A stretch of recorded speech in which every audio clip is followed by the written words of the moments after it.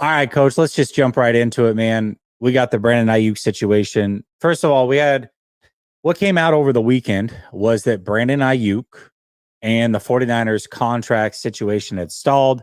And then today we get a post on his very own TikTok with his girl recording it.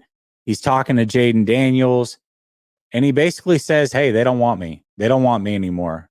And Jaden Daniels is celebrating, I don't know, presumably what I'm thinking is he's excited. Maybe they can get their hands on him. Obviously, these two are very good friends. They've talked about playing together way back when. What are your overall thoughts about what's going on? And we'll get deeper into the situation because you and I had a good back and forth on your show Saturday night, or Saturday rather. And I think there's some good things to talk about, but things have changed. Things have shifted. What are your thoughts about Brandon Aiyuk and what happened today on his TikTok? Plausible deniability, man. Was having this conversation, just kind of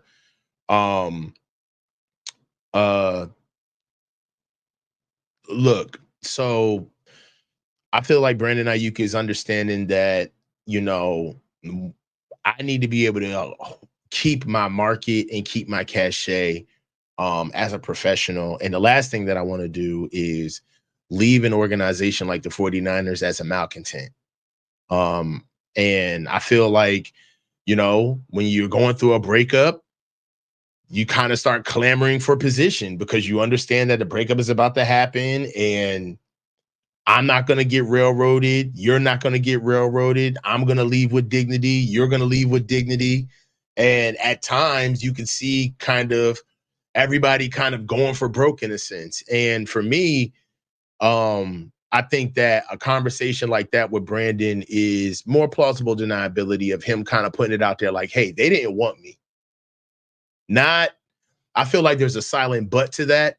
The silent but is they didn't want me, but I also did ask for $30 million, right? But, two things can be true at the same time. But I have looked at it from a standpoint of like, BA wouldn't put this out at this time if it didn't ring true to something. And if honestly speaking,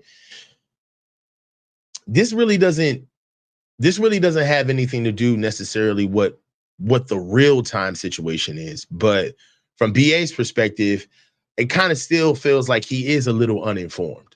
He's still uninformed on ultimately players in his position, what has usually happened in years past. So, I understand, but it's more kind of just it's repurposing more of what we've seen, right? It's the posturing, the cryptic tweets, the more vague he can be, but it's like, don't forget the numbers, man. Like, either you gonna play this year or you not. What you saying? You not gonna play? Maybe. I mean, okay. So let's really break down. Where's the precedent?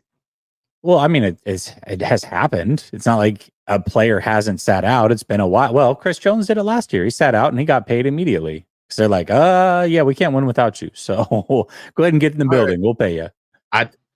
Okay. I just don't think there's an equivalent. Yeah, I mean, I don't think that it's ideal. I don't think, and it's definitely. I mean, you're playing with fire. You're playing with fire if you decide to sit out. But let's break down what he actually said. He said, they don't want me anymore.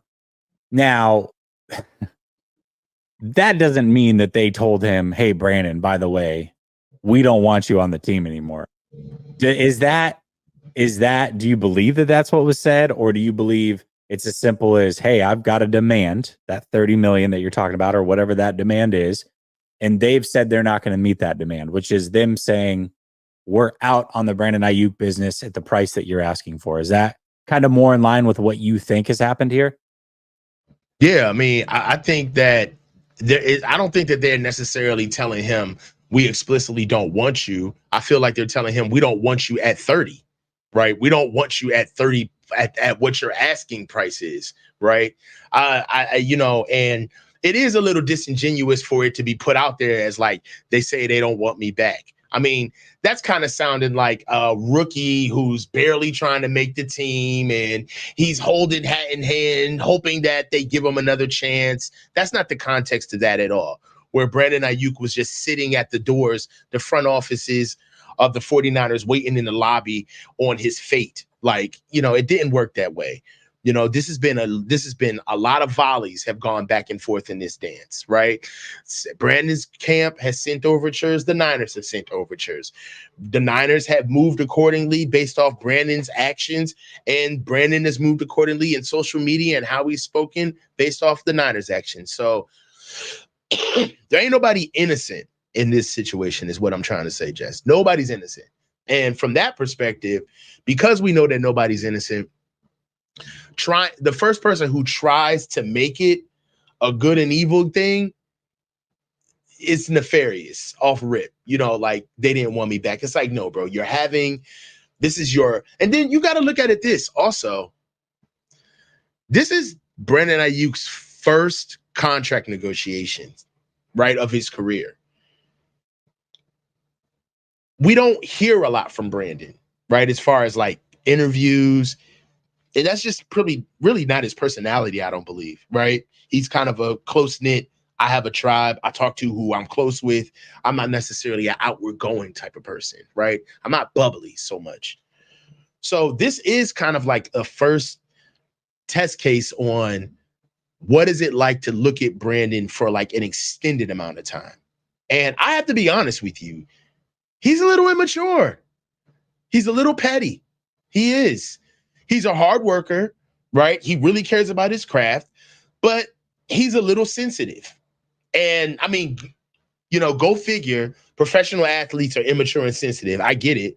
But at the same time, what you do realize is that whatever happens in the middle of this, Brendan Aiyuk could have done a lot of things to help him out. He'll help himself out along this track. And seeing that post is it was disappointing.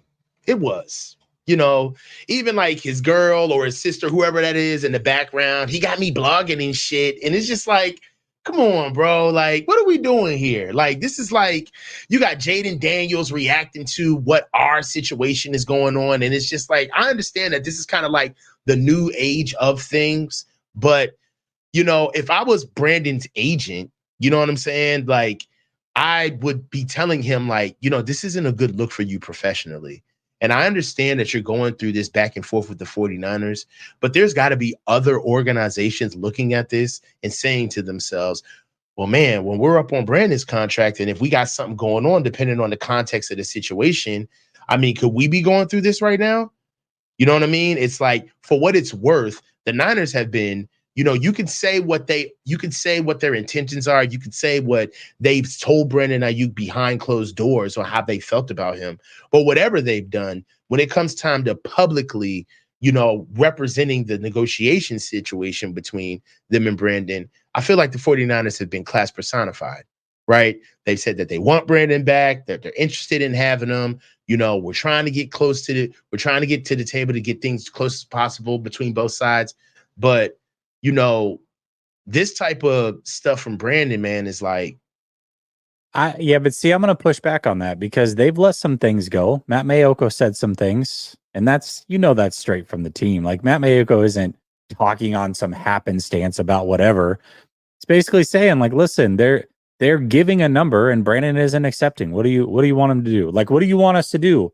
So if they trade him, it goes back to the plausible deniability on your side from the Brandon Aiyuk side, which is, hey, we tried to give him $26 million. I mean, you hardworking people know how much $26 million is, right? But the reality is $26 million is not in line with what other players are getting at his caliber. He deserves more than that, or he deserves to ask for more than that. Now, maybe the 49ers don't have to pay him that. That's definitely also true. But what he's asking for is not out of line with what is out there in the market. It's just not. Now, if you don't want to meet those demands, then don't. Is he asking for 30? Let's say he's asking for 30. That's not out of line. You don't think that? No. Brandon Aiyuk is top 5? I didn't say he's top 5. That's what top 5. That's what 30 signifies. Jalen Waddle's getting paid top 5. I don't think he's top 5 either. He ain't getting paid 30. He's getting paid top 5 right now. He's getting paid 28, which I is like top 5 28. money. He's getting paid top 5 money. That's top 5 right now. That's the 5th most.